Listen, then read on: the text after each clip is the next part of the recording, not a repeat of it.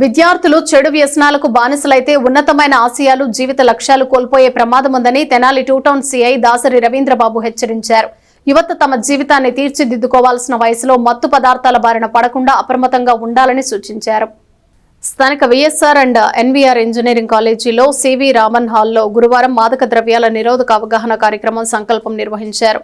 Two town CI Dasari Ravindra Babu, one town CI CH Rambabu విద్యార్థులను ఉద్దేశించి ప్రసంగించారు. సీఐ రవీంద్రబాబు మాట్లాడుతూ గంజాయి, డ్రగ్స్ వంటి మత్తు పదార్థాలు విద్యార్థుల భవిష్యత్తును అంధకారంలోకి నెడతాయని, క్షణికానందం కోసం జీవితాన్ని పణంగా పెట్టవద్దని సూచించారు. చదువు, క్రమశిక్షణ, మంచి స్నేహితులు, తల్లిదండ్రులు, ఉపాధ్యాయుల మార్గదర్శకత్వమే విద్యార్థులను ఉన్నత శిఖరాలకు తీసుకెళ్తాయన్నారు. రాష్ట్ర డీజీపీ ఆధ్వర్యంలో గంజాయి రహిత సమాజ నిర్మాణం లక్ష్యంతో రాష్ట్ర వ్యాప్తంగా సంకల్పం కార్యక్రమాలు నిర్వహిస్తున్నట్లు తెలిపారు.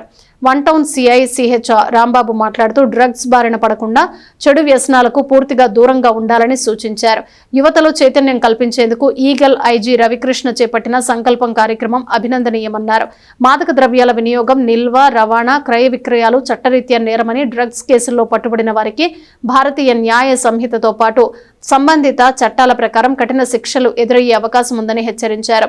డ్రగ్స్ వద్దు బ్రో అనే సందేశంతో విద్యార్థులు తమ లక్ష్యాల సాధనకు కృషి చేయాలని, ఆరోగ్యకరమైన జీవన శైలిని అలవర్చుకోవాలని, సమాజానికి ఆదర్శంగా నిలవాలని రాంబాబు చెప్పారు. అనంతరం విద్యార్థులతో సంకల్పం ప్రతిజ్ఞ చేయించారు. College principal Vijay Prakash, two town ఎస్ఐలు లలిత్ కుమార్, సురేష్, గుంటూరు ఈగల్ టీమ్ కానిస్టేబుల్లు పోతురాజు తదితరులు పాల్గొన్నారు.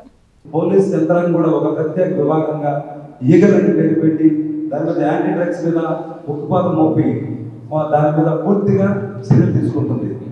అంటే మనకు మీరు చాలా స్లోగన్స్ ఉన్నారు ఇక్కడ. డ్రగ్స్ వద్దు బ్రో అని అంటే బతులు అంటాం. డ్రగ్స్ వద్దు బ్రో, ఒకసారి ట్రై చేయ బ్రో అని వాడు ఎవరైతే చెడు వ్యక్తి చెప్తారో, మంచి వ్యక్తి డ్రగ్స్ వద్దు బ్రో అని మన ప్రభుత్వము మేము చెప్తున్నాం. డ్రగ్స్ వద్దు బ్రో అని చెప్పిన తర్వాత కూడా ఇంకా చెడు వ్యసనాలు బానిస అయితే దాని మీద పూర్తి శిక్షణ ఉంటున్నాయి. ఎన్డీపీఎస్ యాక్ట్ 1985 ప్రకారం ఖచ్చితంగా 10 ఏళ్ల వరకు జైలు శిక్ష విధించబడుతుంది. షీట్లు ఓపెన్ చేస్తున్నాం. జీవితాలు వెనక్కి తిరిగి చూస్తే చీకటి అయ్యే పరిస్థితి ఏర్పడుతుంది. కాబట్టి దయచేసి ఎవరు డ్రగ్స్ పోలవద్దు. ఎవరో ఒకరు ఖచ్చితంగా అందరూ మంచి వాళ్ళే ఉంటారు. ఒక వ్యక్తి దానికి అలవాటు పడి ఉంటాడు. మేము చెప్పే మాటలు ఆ వ్యక్తి కోసమే అనుకోవాలి, అది నా కోసమే అని మీరు అనుకుంటుండాలి.